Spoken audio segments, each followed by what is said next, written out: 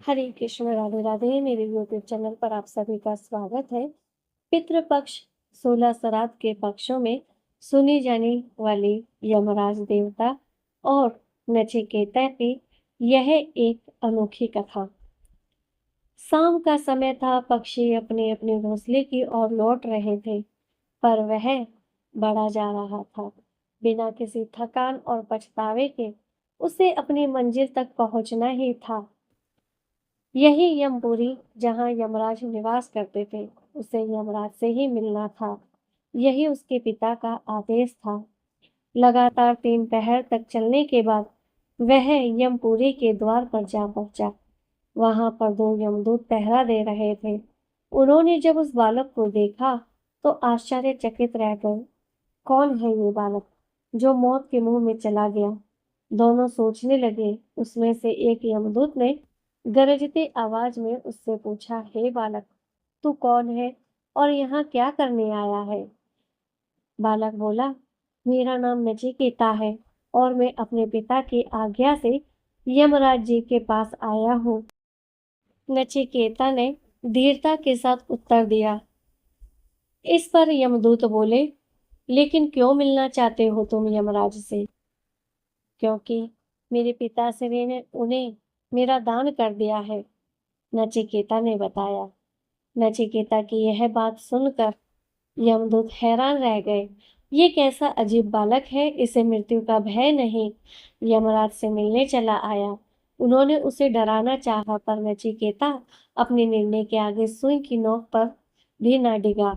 वह बराबर यमराज से मिलने की इच्छा प्रकट करता रहा। इस पर एक यमदूत बोला, वह इस समय यमपुरी में नहीं है। 3 दिन बाद लौटेंगे, तभी तुम आना। कोई बात नहीं, मैं 3 दिन तक यहीं पे प्रतीक्षा कर लूंगा, नचिकेता ने उत्तर दिया और वह वहीं उस द्वार के पास बैठ गया। सहसा उसकी आंखों के आगे बीती हुई एक एक घटना चित्र की भांति घूमने लगी। नचिकेता के पिता ऋषि वाजश्रवा ने एक बड़े यज्ञ का आयोजन किया था। विद्वानों, ऋषि मुनियों और ब्राह्मणों को उसने यज्ञ में आमंत्रित किया। ब्राह्मणों को आशा थी कि यज्ञ की समाप्ति पर वाजश्रवा की ओर से उन्हें अच्छी दक्षिणा मिलेगी, लेकिन जब यज्ञ समाप्त हुआ और वाजश्रवा ने दक्षिणा देनी शुरू की तो सभी आश्चर्यचकित रह गए। दक्षिणा में वह उन गायों को दे रहा था जो कि बूढ़ी हो चुकी थी और दूध भी नहीं देती थी। यज्ञ के प्रारंभ होने से पूर्व वाजश्रवा ने घोषणा की थी कि वह यज्ञ में अपनी समस्त संपत्ति दान कर देगा। इसी कारण यज्ञ में कुछ ज्यादा ही लोग उपस्थित हुए थे, पर जब उन्होंने दान का स्तर देखा तो मन ही मन नाराज होकर रह गए। क्रोध तो उन्हें बहुत आया, पर उनमें से कोई कुछ न कह सका। वाजश्रवा के पुत्र नचिकेता से ये देखा न गया। संपत्ति के प्रति अपने पिता का यह मोह उसे बर्दाश्त न हुआ। वह अपने पिता के पास जाकर बोला, हे पिताजी, ये आप क्या कर रहे हैं? देखते नहीं हो, ब्राह्मणों को दान दे रहा हूँ। वाजश्रवा ने कहा, लेकिन यह गाय तो बूढ़ी है, जबकि आपको अच्छी गाय दान में देनी चाहिए। नचिकेता ने विनम्रता पूर्वक कहा, तुम क्या मुझसे ज्यादा जानते हो कि कौन सी चीज दान में देनी चाहिए और कौन सी नहीं? वाजश्रवा ने झल्लाकर प्रश्न किया।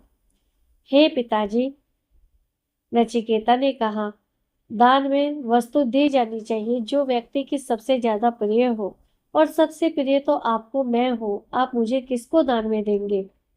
नचिकेता की इस बात का वाजश्रवा ने कोई उत्तर नहीं दिया, पर नचिकेता ने हट पकड़ ली। वह बार बार यही प्रश्न करता रहा कि पिताजी, आप मुझे किसको दान में देंगे?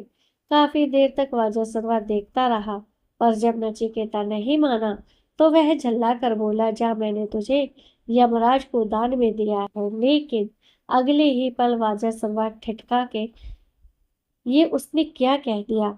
अपने इकलौते पुत्र को यमराज को दान में दे दिया। पर अब क्या हो सकता था? नचिकेता भी ठहरा कर दृढ़ निश्चय कर वही कहाँ से पीछे रहने वाला था।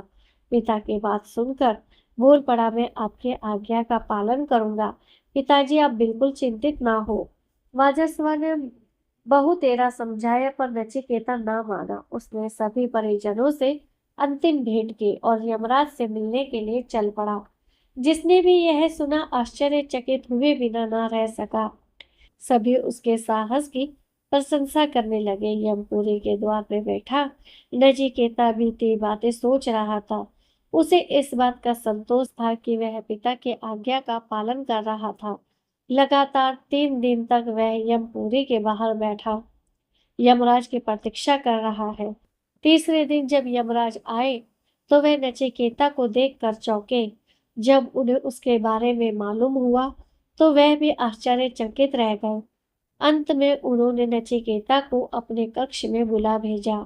यमराज के कक्ष में पहुंचते ही नचिकेता ने उन्हें प्रणाम किया। उस समय उसके चेहरे पर अपूर्व तेज था।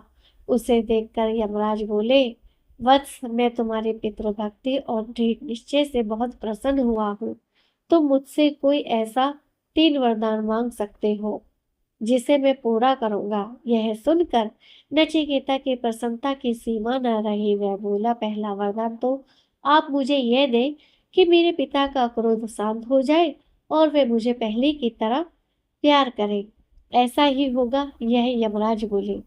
दूसरा वरदान मांगो। किंतु इस बार नचिकेता सोच में पड़ गया। अब वह क्या मांगे? उसे तो किसी चीज की इच्छा ही नहीं थी। अचानक उसे ध्यान आया कि मेरे पिता ने यज्ञ स्वर्ग की प्राप्ति के लिए किया था। क्यों न मैं ही उसे मांगू। यह सोचकर वह बोला, मुझे स्वर्ग की प्राप्ति किस प्रकार हो सकती है। यमराज चक्कर में पड़ गए और वचन दे चुके थे, इसलिए उन्होंने वह भी बता दिया और तीसरा व अंतिम वरदान मांगने के लिए कहा। नचिकेता कुछ समय तक सोच में डूबा रहा, फिर बोला, आत्मा का रहस्य क्या है? कृपया करके मुझे समझाए। नचिकेता के मुख से इस प्रश्न की आशा यमराज को बिल्कुल न थी। उन्होंने उसे और कोई वरदान मांगने को कहा और बोले, यह विषय इतना गूढ़ है कि हर कोई इसे नहीं समझ सकता। पर नचिकेता अपनी बात पर अड़ा रहा और निर्णायक स्वर में बोला, अगर आपको कुछ देना ही है तो मेरे इस प्रश्न का उत्तर दें, अन्यथा रहने दें, क्योंकि मुझे अन्य और किसी भी वस्तु की कोई इच्छा नहीं है। वह उसे नचिकेता को आशीर्वाद देते हुए बोले, वत्स, ये ऐसा रहस्य है जो मैं भी नहीं जानता, पर यदि तुम ज्ञान प्राप्त करो और विद्या अध्ययन करो तो तुम्हें सिर्फ इसी प्रश्न का ही नहीं बल्कि संसार के सभी प्रश्नों का उत्तर प्राप्त हो सकता है, क्योंकि विद्या का वह खजाना जिसकी बराबरी संसार की कोई दूसरी वस्तु नहीं कर सकती। इसके बाद यमराज ने नचिकेता को आशीर्वाद देकर उसे उसके पिता के पास वापस भेज दिया। वहां से लौटने के बाद नचिकेता अध्ययन में लग गया, क्योंकि जीवन की सही राह उसे प्राप्त हो चुकी थी। उसी मार्ग पर चलकर वह एक बहुत बड़ा विद्वान बना और सारे संसार में उसका नाम अमर विख्यात हो गया। यह थी यमराज देवता और नचिकेता की एक पौराणिक कथा।